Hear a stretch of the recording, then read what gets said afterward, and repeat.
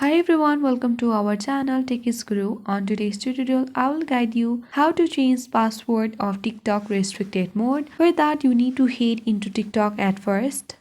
Firstly, I want to inform you that you need to turn on the restricted mode first in order to change the password of restricted mode on TikTok. So on the top, you can easily view that there is restricted mode written. That means I have turned on restricted mode. So if you don't know how to enable restricted mode on TikTok, then I had made a video on this channel. You can go and check it. The link will be on the description. So now, without any further ado, let's get into the video. Tap on profile icon which is at the bottom right corner. When you reach on profile page, you need to tap on three-line icon which is at the upper right corner. Now tap on settings and privacy at the bottom of the screen. When you reach on settings and privacy page, scroll down and under content and display you can see content preferences. Tap on it. Now tap on restricted mode.